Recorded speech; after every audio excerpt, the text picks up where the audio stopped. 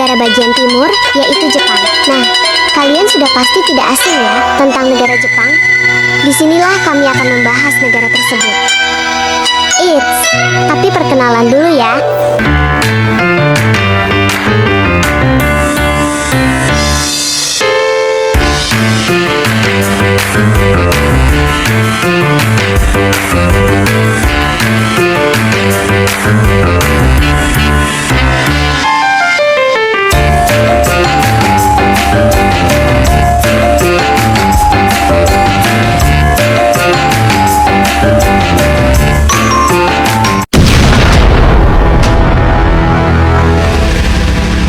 On which surrender of the Japanese imperial forces is here to be given and accepted are contained in the instrument of surrender now before you. Pada 15 Agustus tahun 1945, Jepang secara resmi menyatakan menyerah tanpa syarat kepada sekutu. Menandai berakhirnya Perang Dunia Kedua di Asia, keputusan ini diumumkan langsung oleh Kaisar Hirohito melalui siaran radio, sebuah langkah yang belum pernah terjadi. Penyerahan ini dipicu oleh kehancuran besar setelah Amerika menjatuhkan bom atom di Hiroshima pada 6 Agustus Nagasaki. Pada 9 Agustus serta deklarasi Perang Uni Soviet terhadap Jepang. Kekalahan Jepang menjadi titik balik penting termasuk Indonesia yang pada saat itu berada di bawah kependudukan Jepang.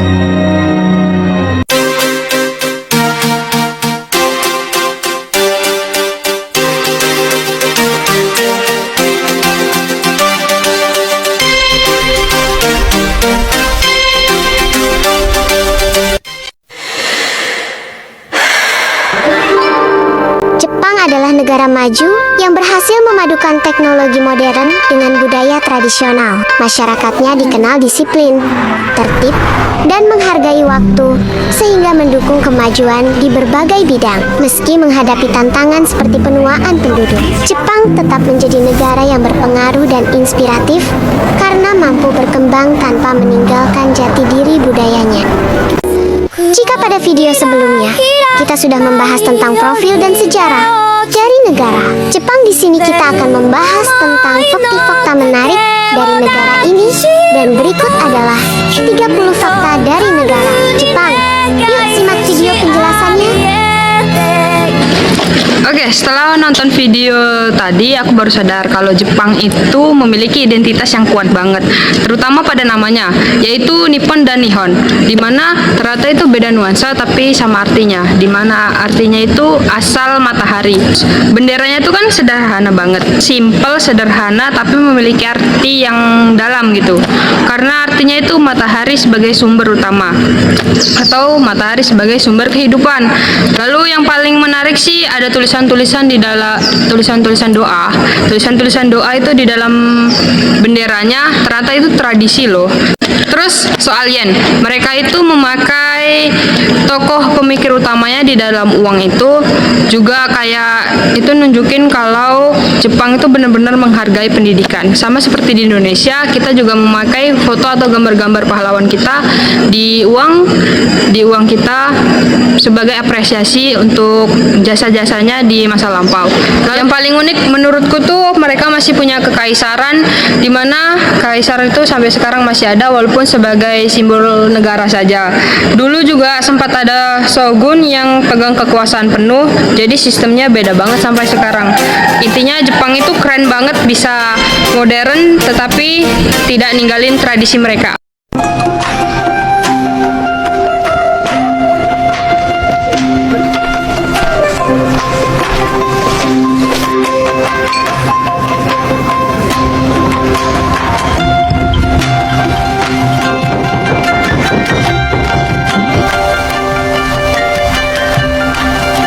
Cuplikan video tersebut menggambarkan kondisi Jepang pada masa lalu yang masih menggunakan sistem feodal, di mana kekuasaan berada di tangan pemimpin militer seperti shogun dan para bangsawan. Nah, kehidupan saat itu sangat dipengaruhi oleh budaya militer yang terlihat dari adanya samurai sebagai prajurit elit yang mengunjung tinggi kehormatan dan loyalitas melalui Kode Bushido. Selain itu, situasi masyarakat pada masa tersebut juga sering diwarnai oleh peperangan, sehingga peran pemimpin dan samurai menjadi sangat penting dalam menjaga kekuasaan dan stabilitas.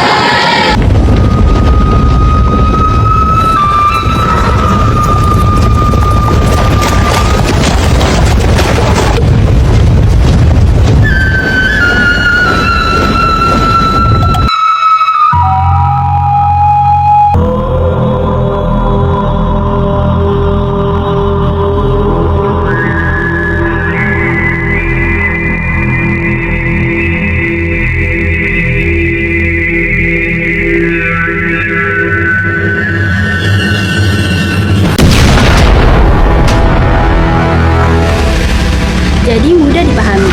Salah satu bagian yang paling menarik adalah tentang ninja atau shinobi, yang ternyata bukan hanya petarung tetapi lebih berperan sebagai mata-mata rahasia. Ini cukup berbeda dari gambaran yang sering kita lihat di film. Selain itu, saya juga tertarik dengan lantai Ugui Tsubari yang berbunyi saat diinjak. Hal ini menunjukkan bahwa pada zaman dahulu Jepang sudah memiliki sistem keamanan yang canggih meskipun tradisional. Bagian tentang kebijakan negara tertutup atau sakoku juga penting karena memperlihatkan bagaimana Jepang berusaha menjaga budaya dan stabilitas negaranya dari pengaruh asing. Kemudian, informasi dengan The Tale of Genji menambah wawasan bahwa Jepang sudah memiliki karya sastra luar biasa sejak lama, bahkan dianggap sebagai novel pertama di dunia.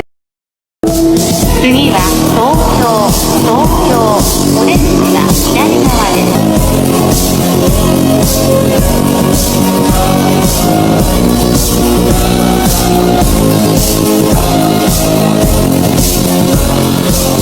Dari video yang kita saksikan tadi, saya makin sadar bahwa Jepang itu nggak cuma maju secara teknologi, tetapi juga kaya banget secara alam dan budaya.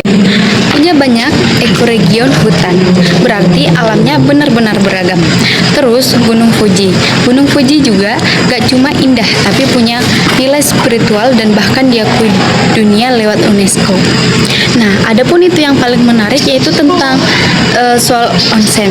Ternyata itu hasil dari aktivitas vulkanik, tapi malah jadi bagian penting dari budaya mereka. Apalagi Dogo Onsen yang udah tua banget, itu nunjukin tradisi mereka, kalau mereka masih dijaga sampai sekarang.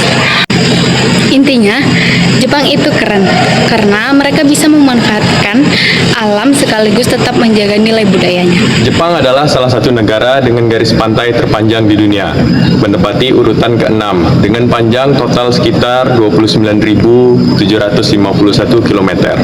Garis pantai Jepang sangat berliku dan kompleks, mencakup banyak semenanjung dan teluk yang indah. Laut Jepang memiliki konsentrasi oksigen terlarut yang tinggi, mencapai 95% jenuh di permukaan dan 70% di kedalaman 3.000 meter.